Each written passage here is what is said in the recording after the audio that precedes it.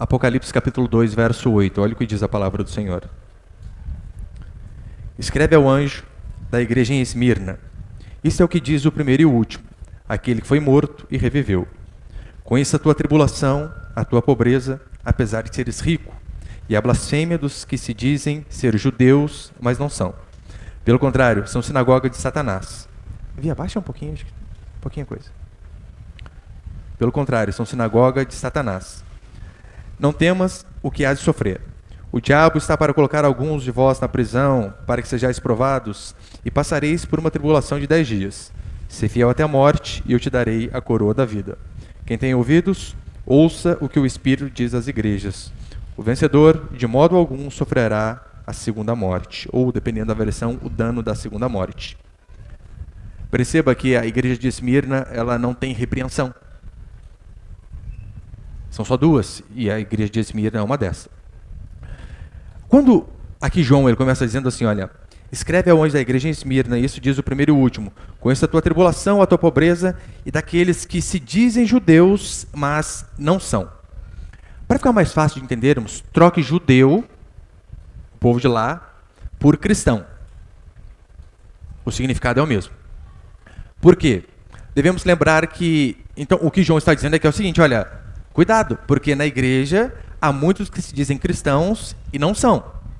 Se lembrarmos do contexto histórico, os apóstolos eles estavam pregando não uma nova religião, que muitos pensam assim, né? Ah, Jesus Cristo veio fundar uma nova religião, os apóstolos vieram fundar uma nova religião. Não, não é isso.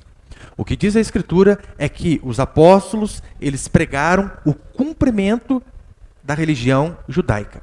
Ou seja, Jesus Cristo, tudo aquilo que foi profetizado no Antigo Testamento a respeito dele, se cumpriu na pessoa. O Messias esperado por todos, todas aquelas profecias se cumprem na pessoa de Jesus Cristo, filho de José e filho de Maria. Então, essa historinha que as pessoas dizem assim, ah, Jesus não tinha religião, por isso eu prego a Jesus, não prego religião. Isso é mentira, Jesus tinha uma religião, e ele era judeu. Os apóstolos todos eram judeus. Ele pregou justamente para esse povo. Agora, os crentes modernos que ficam com esse papinho aí de que eu prego Cristo, não prego religião, é mentira. A diferença é que, com o passar do tempo, por conta dos apóstolos pregarem a respeito do cumprimento da Escritura, alguns judeus creram, se arrependeram dos seus pecados, outros não. Então, com o passar do tempo, e lembra também, né? A Escritura é praticamente dividida em dois grupos, judeu e grego. É isso que Paulo vai dizer. Olha, tribulação e angústia virão sobre toda a alma que comete pecado, primeiro do judeu e depois do grego. Ou seja, ele pega o mundo e divide em dois, povo de Deus e não o povo de Deus, judeu e grego. Ao longo da história, muitos judeus rejeitaram que Jesus Cristo foi o cumprimento do Messias. E, naturalmente, por conta desta rejeição, foi se formando um grupo chamado cristãos. Tanto é que não foram eles que deram este nome. Deram este nome a eles. Então, como os judeus eles foram rejeitando a ideia de que o Messias, de fato, se cumpriu na pessoa de Jesus Cristo, automaticamente eles foram ficando para trás e a verdadeira religião, o cristianismo, foi ganhando a cada dia mais força. E, constantemente, você vai ver os apóstolos dizendo que Jesus Cristo ele veio cumprir com exatidão tudo aquilo que tinha sido profetizado no Antigo Testamento. Mas a pergunta que eu e você devemos fazer é a seguinte: calma aí, se Jesus era judeu e ele veio para os judeus, quem é o povo de Deus hoje? Então todos nós estamos errados?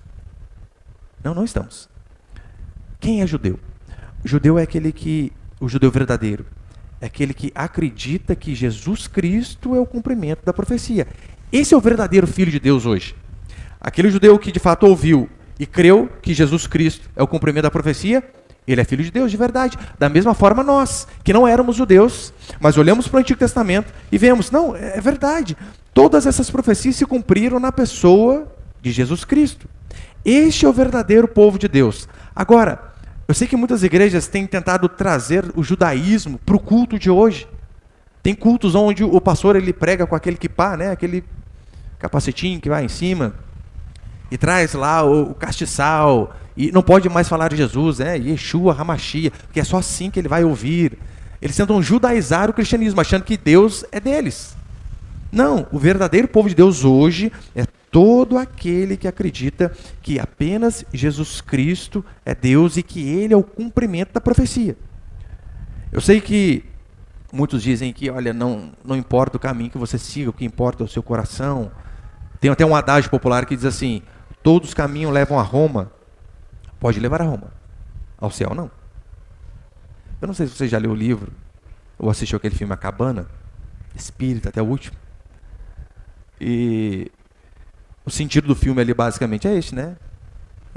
Todos os caminhos levam a Deus. Não importa, se você tiver uma fé verdadeira, isto é o mais importante. A Bíblia diz que não. A Bíblia diz que apenas aqueles que creem em Jesus Cristo como o Messias, como aquele prometido no Antigo Testamento, e que ele cumpriu todas essas profecias, estes daí são o povo de Deus. E perceba, João começa dizendo, né? Olha, existem muitos que se dizem cristãos e não são, justamente por conta disso. Porque às vezes eles estão no meio do povo de Deus, ouvindo a pregação do livro correto, mas ainda não creem da forma correta. No versículo 10, quando ele vai dizer assim, não, olha, uma tribulação de 10 dias, eu sei que muitos ficam fazendo cálculos o tempo todo. Calma aí, se para Deus um ano é igual a 1000 dias, 1000 dias é igual a um ano, então eles ficam calculando. Mas não é isso o sentido é o seguinte: esta igreja passaria por um período de tribulação, de dificuldade, e deveriam estar preparados para quê? E a tribulação não passaria. Muitos morreriam nessa tribulação. É apenas este o sentido aqui do texto. Por isso que ele diz, olha, sejam fiéis até a morte, no sentido de que, ainda que a sua fidelidade custe a sua própria vida, eu e você não devemos jamais deixar de ser fiéis. E depois, é claro, ele se apresenta, ele dá o diagnóstico e a recompensa de cada um, que eu vou falar aqui no final. Mas no versículo 9, acompanha comigo novamente. Conheça a tua tribulação e a tua pobreza, apesar de seres rico, e a blasfêmia dos que se dizem judeus, mas não são. Um dos maiores comentaristas do Novo Testamento, que chama-se William Hendrickson, ele vai dizer que a cidade aqui de Esmirna, a igreja de Esmirna, ficava numa cidade extremamente rica, uma das mais ricas de sua época, que os seus prédios, as suas construções eram coisas fabulosas, de dar inveja. E perceba, o povo de Deus está na cidade mais rica e mais bonita que havia em sua época. Mesmo assim, eles eram pobres diante da sociedade. Ele vai dizer que haviam campos enormes e plantações e bosques, tanto é que Esmirna significa mirra. É justamente desses campos que veio aquele aroma ao qual os magos ofereceram a Jesus, que era caríssimo, que é citado em algumas outras passagens também do Antigo Testamento. Mas ainda assim, mesmo vivendo em uma cidade rica, o povo de Deus ali era pobre diante dos homens. Não diante do Senhor, ele vai dizer, mas diante dos homens era pobre.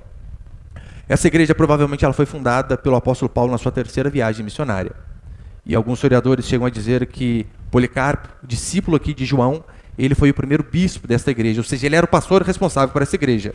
E é tão interessante a respeito de Policarpo, os historiadores vão dizer que quando ele já era velho, idoso, o procônsul, que era o governador da província da época, chega diante de Policarpo, pastor da igreja, e diz assim, se você negar a Jesus Cristo, você vai viver.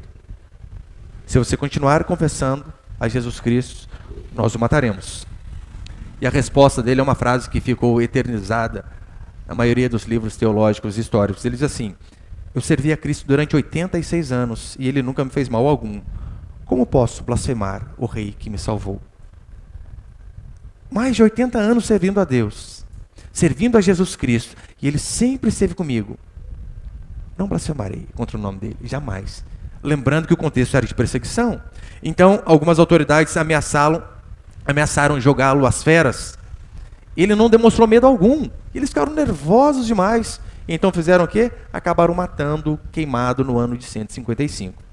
E tem uma outra frase, acho que eu coloquei ali, a respeito de Policarpo, o primeiro bispo da igreja de Esmirna, que ele diz assim, ameaça-se-me com fogo, essa daí? Põe outra, pode pôr para frente. Não tem essa? Eu coloquei errado então. Ele diz assim, ameaças-me com fogo que pode durar por 1 hora e então se extingue, mas ignoras o fogo do julgamento vindouro, a punição eterna reservada para os ímpios. Diante da morte, prestes a ser fritado literalmente, ele diz assim, calma aí, que ameaça é essa? Vocês estão me ameaçando com esse fogo aí que no máximo de 1 hora se apaga? E vocês não temem o fogo da ira vindoura, que não se apaga, que não se extingue, então ele foi martirizado. Isso tem tudo a ver aqui com o diagnóstico da igreja que nós acabamos de ler. A fidelidade deste homem, deste pastor, acabou levando-o à morte. Eu quero passar aqui 2 princípios, então. Põe primeiro ali, por favor, Vinícius. O primeiro princípio é a apresentação de Jesus Cristo e os falsos cristãos. Verso 8 a 10. Escreve ao anjo da igreja em Esmirna. Isso diz o primeiro e o último. Aquele que esteve morto e reviveu. Conheço a tua tribulação, a tua pobreza, apesar de seres rico. E a blasfêmia dos que se dizem ser judeus, mas não são. Pelo contrário, são sinagogas de Satanás. Perceba. Jesus Cristo dizendo, eu sou o primeiro e eu sou o último. Aí ele já está se colocando em posição de Deus, do tipo, ó, eu estive lá no começo, e eu estarei no final. Eu não fui um ser criado como muitos acreditam. Olha, Jesus Cristo nasceu quando ele simplesmente Maria o concebeu. Não, não é isso que diz a Escritura. O que diz a Bíblia é que ele sempre existiu, e ele então é que se define claramente como Deus. E perceba, eu conheço a tua pobreza, mas tu és rico. Ou seja, mesmo em uma cidade cheia de palácios, riquezas, vocês financeiramente vocês são pobres, mas apenas diante das pessoas. Diante de mim eu conheço a riqueza de vocês.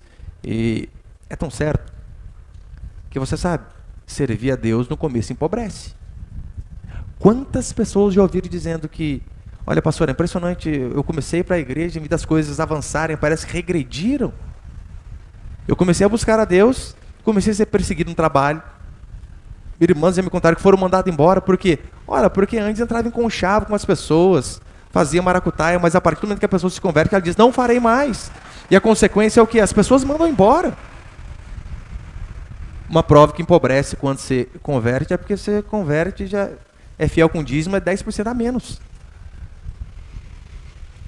Mas perceba, o Senhor continua cuidando desse povo. É claro, né? Eu falei do dízimo, mas a gente acredita que a fidelidade nos abençoa. Mas ainda hoje, eu e você podemos perder por ser fiéis. Com certeza. Seja fiel de verdade, meu irmão, e a possibilidade de você não fechar negócios. Imagina um político que se converte. Vamos colocar, vai, o pior dos piores. O Lula se converte. Imagina. Ele vai ter que falar, o triplex não é meu, companheiro. Propina. Vai perder. O sítio também não é meu. Se um político se converte, ele não vai poder fazer mais parte daquele covil de ladrões. Automaticamente vai ter prejuízo. E a possibilidade de se reeleger é mínima. Mas aqui João vai além. No verso 9, ele diz, olha, eu conheço a tua tribulação, a blasfêmia dos que se dizem ser judeus, mas não são. Ou seja, o que a Escritura diz é que falsos cristãos estão por todo lado. Era assim na época de João, era assim na época de Cristo, era assim na época dos profetas. E continua sendo assim hoje também. A Bíblia constantemente fala a respeito dessas pessoas. E olha o termo que é usado aqui. Estes daí são sinagoga de Satanás. Sinagoga era o lugar onde os judeus reuniam, a igreja. E Jesus vem e diz, esse povo que se reúne aí, eles são sinagogas, são reunião de demônio. Não tem nada a ver comigo, essa reunião que eles fazem. Se Satanás é inimigo de Deus, a Escritura diz que os falsos cristãos também são da mesma forma. Lembra? Quem perseguiu Jesus e quem pediu a sua morte? Os judeus. Aqueles que se diziam povo de Deus. Não, não foi os romanos. Os romanos foram apenas um instrumento. Mas foram os judeus. Você pode, meu irmão, estar em uma igreja, você pode pregar, e mesmo assim não servir a Cristo, mesmo assim o seu Senhor ser Satanás, como diz aqui o apóstolo João. O exemplo mais notório que nós temos é Judas. Judas andava com Jesus Cristo, com os apóstolos, e estava com o mestre certo, com as pessoas certas, no povo certo. Diz a Escritura que os apóstolos expulsaram o demônio. Não diz que os apóstolos, Judas não expulsou o demônio. Não, todos eles, é bem provável que ele também fez a mesma coisa. Só que perceba, mesmo assim, Jesus diz para ele, você é filho de Satanás. Não é meu filho.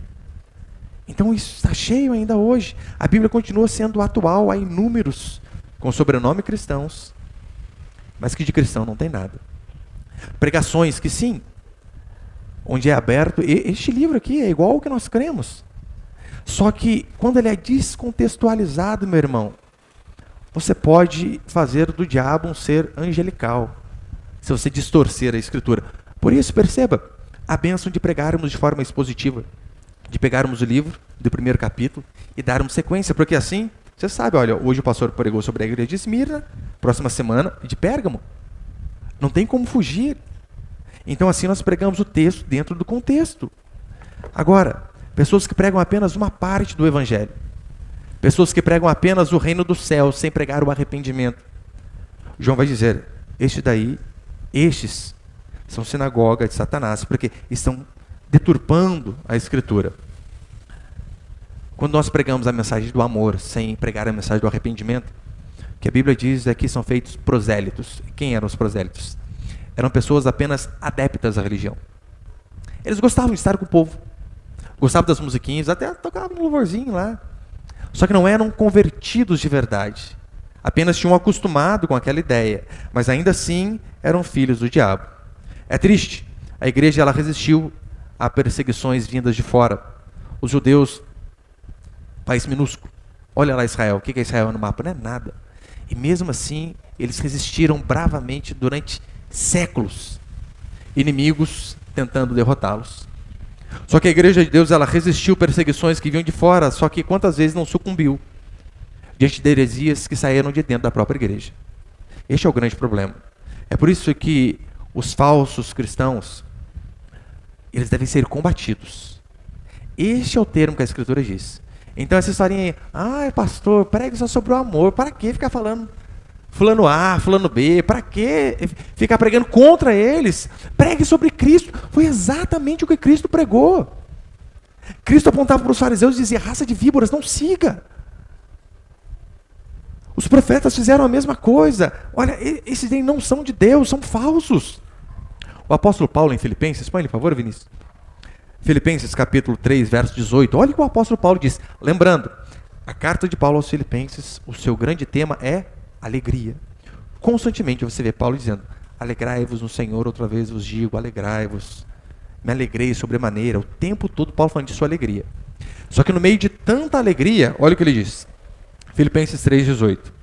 Pois muitos andam entre nós, dos quais repetidas vezes eu vos dizia, e agora vos digo até chorando, que são inimigos da cruz de Cristo. Perceba, Paulo está dizendo, muitos que andam entre nós. Não está dizendo os de fora. Aqui, ó, aqueles que andam entre nós. Eu já vos adverti repetidas vezes, e agora eu digo chorando, estes daí são inimigos de Deus. Você consegue imaginar? O apóstolo Paulo chorando de raiva por conta desses falsos ensinos que acabaram entrando na igreja do Senhor. Aí Paulo diz isso. E hoje em dia nas redes sociais as pessoas ficam extremamente furiosas quando nós dizemos, fulano não é de Deus. Não siga. Essa igreja é sinagoga de Satanás, está preocupada apenas com o dinheiro do povo. Para que ficar falando essas coisas? Pregue a Bíblia. É o que estamos fazendo. É assim que deve ser feito. Foi assim que o Senhor nos ordenou. Cristãos ficam furiosos quando nós criticamos pessoas assim. Agora, apenas dois tipos de pessoas que não gostam de bandido. O bandido, perdão, que não gosta da polícia. Há dois tipos de pessoas que não gostam de polícia. É o bandido e quem tem parente bandido. Esses daí não gostam da polícia, da justiça. Apenas dois tipos de pessoas que não gostam de falsos cristãos. Os próprios falsos cristãos e quem conhece falso cristão. Estes, as Escrituras diz, devem ser combatidos. E este é um tipo de sofrimento que eu e você estamos expostos. A raiva, a ira do povo que se diz de Deus, mas não é. E para encerrar, segundo, não temos sofrimento nem a segunda morte. Hernandes Lopes, no seu comentário a respeito de Apocalipse, ele vai dizer que cristãos aqui desta igreja de Esmirna, certa feita, 1.200 cristãos foram colocados em cima de uma montanha do Monte Pagos, pressionados a negar a Jesus Cristo. Como eles não negaram, todos foram jogados montanha abaixo e morreram um em cima do outro.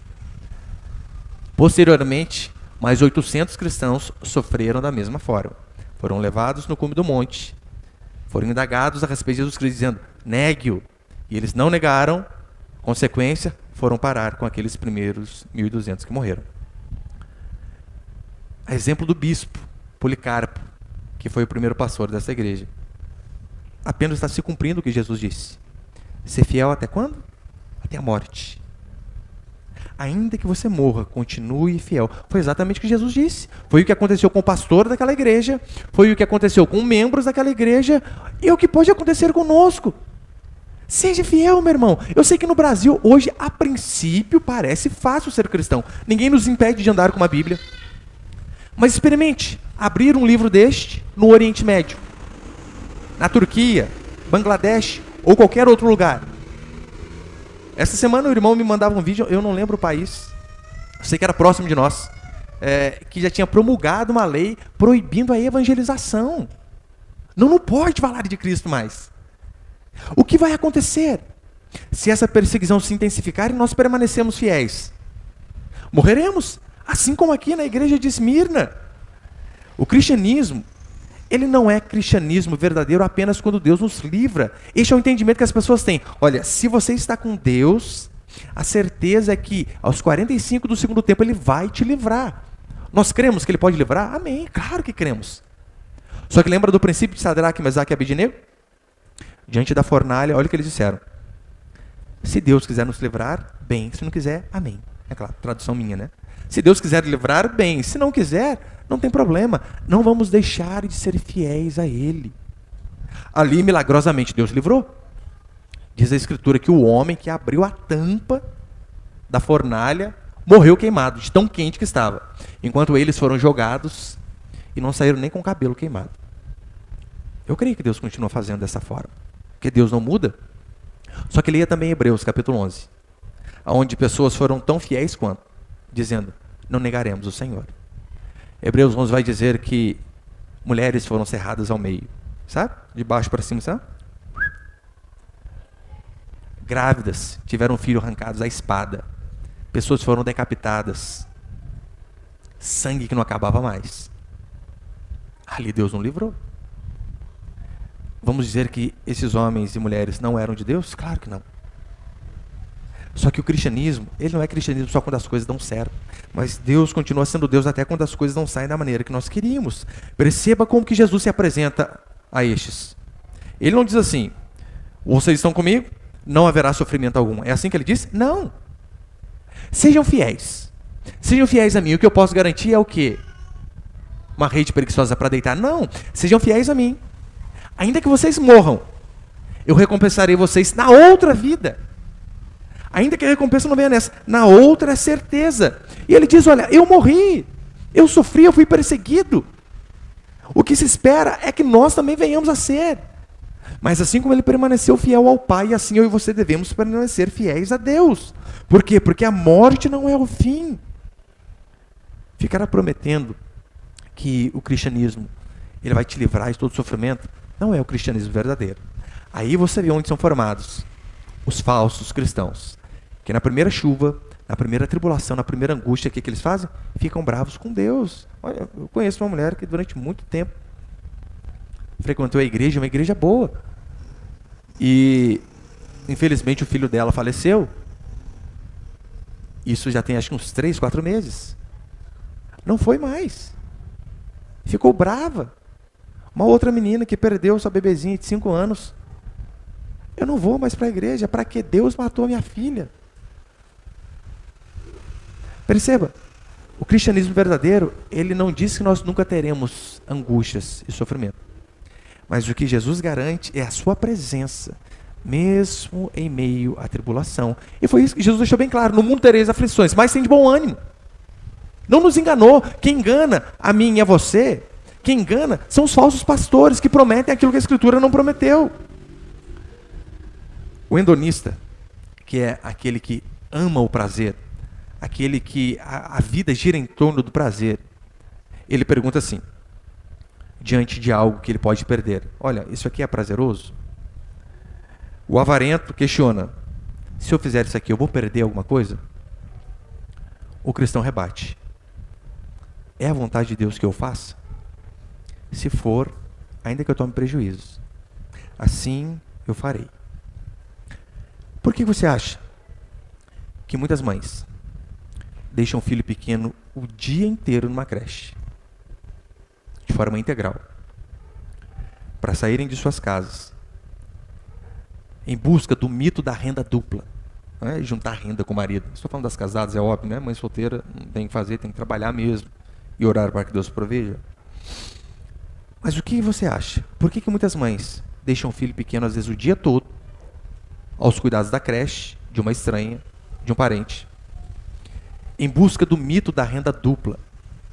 Porque elas dizem assim: as coisas estão caras. Eu preciso trabalhar para conquistar algo. Eu preciso ajudar em casa. As coisas não estão fáceis. Agora, se você foi fiel a Deus e obedeceu o mandamento, que é casar e ter filhos. Casou, o mandamento é tenha filhos, e monte. Se você foi fiel a Deus e obedeceu, você acha que Deus não vai continuar sustentando você se você for fiel e ficar em casa cuidando da criança? É claro que vai. Só que nós não percebemos que somos materialistas. Essa semana, quando eu conversava com uma moça, eu falei: você tem que ter mais filho, um é pouco. Ela me dizia assim: não, pastor, mas agora que eu perdi toda a gordura. Eu falei: você está sendo egoísta. Você está pensando apenas no seu corpo. Ah, mas agora que já está maiorzinho, que eu consigo passear. Egoísta de novo, você percebe? O mandamento de Deus está aqui e você está pensando em você aqui. Você não deu um argumento bíblico para mostrar para mim o porquê você não deve ter mais. Mas simplesmente argumentos materialistas. Porque eu vou perder, porque eu não vou passear, porque eu vou gastar dinheiro. Argumento bíblico é bom nenhum.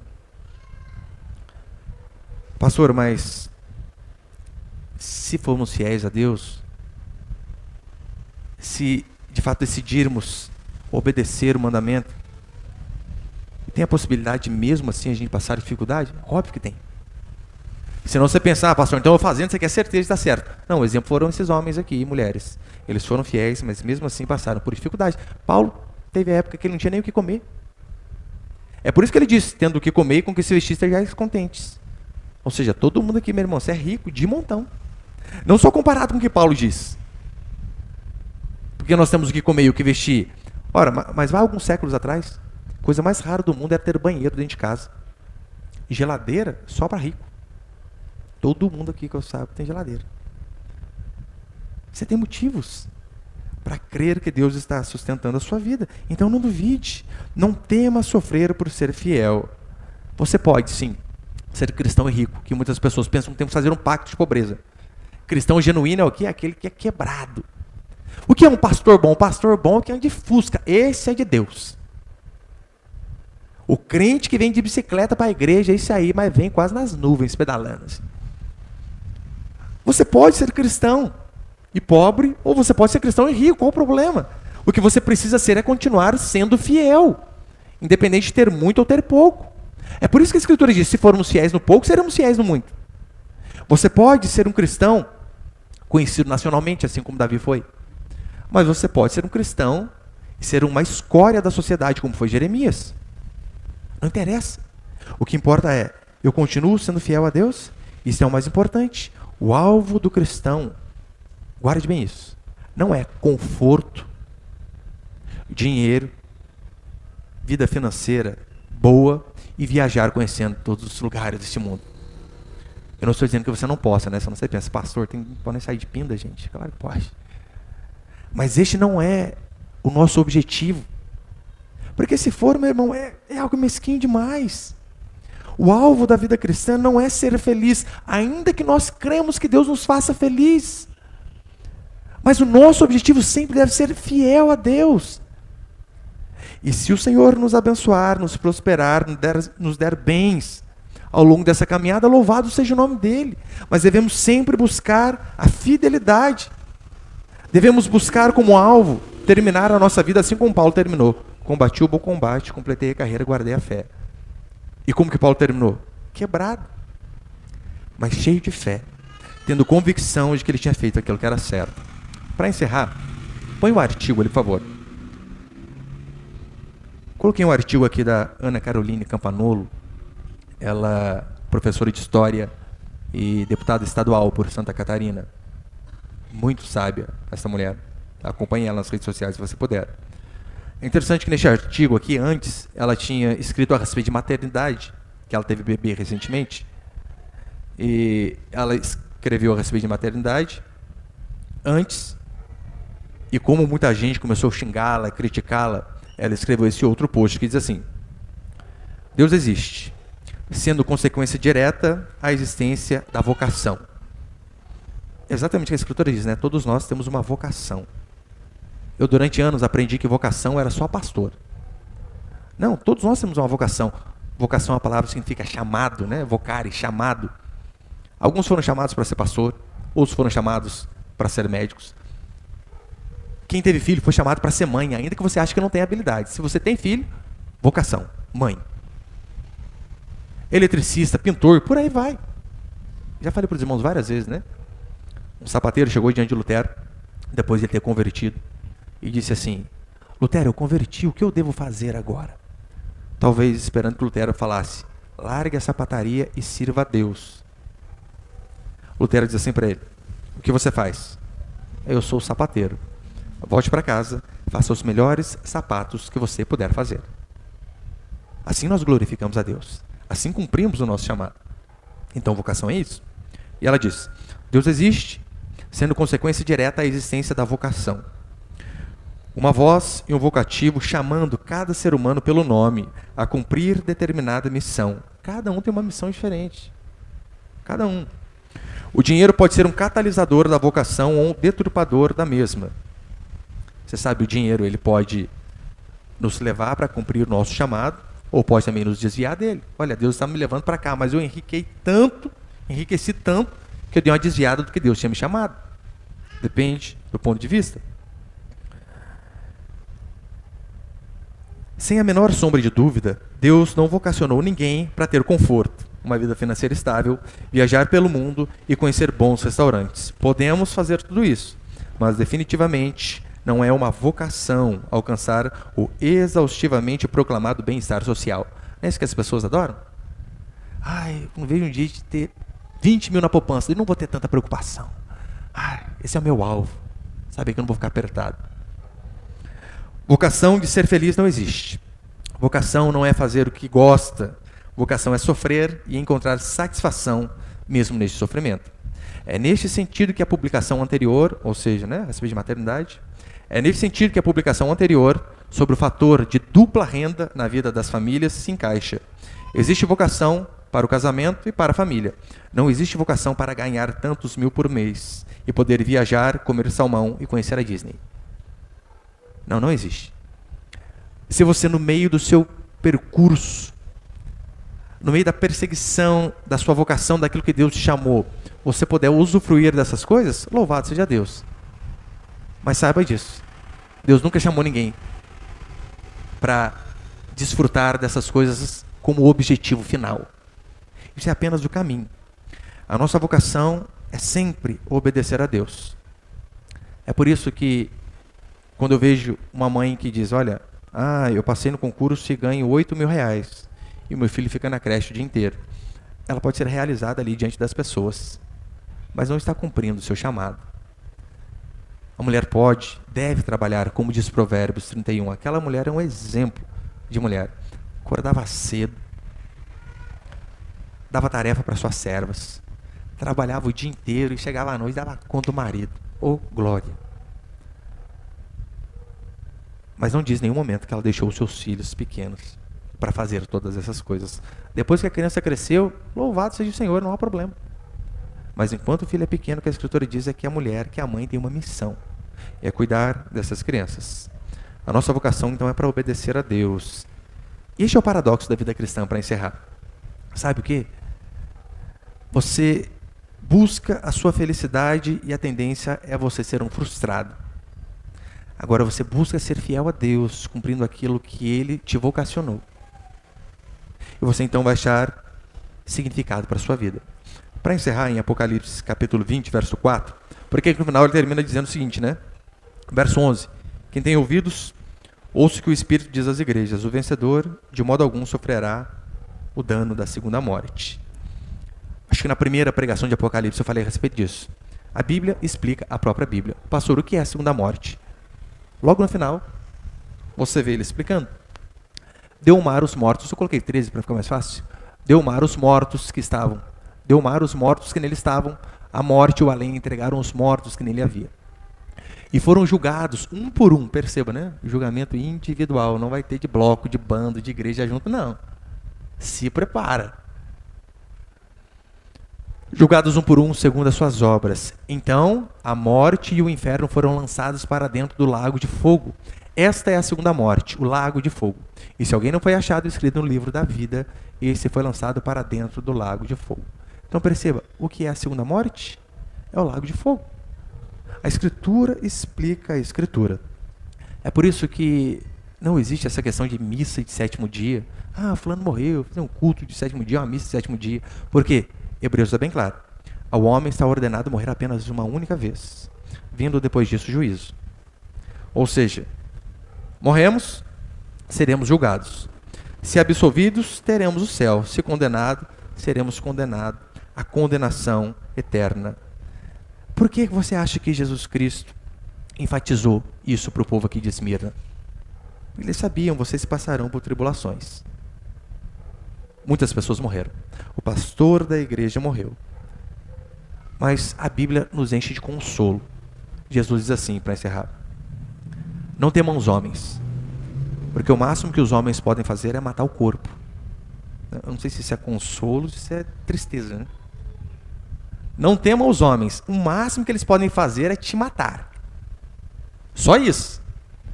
Mas ele diz: tema Jesus Cristo, que depois de matar o corpo, ele pode lançar a alma no inferno.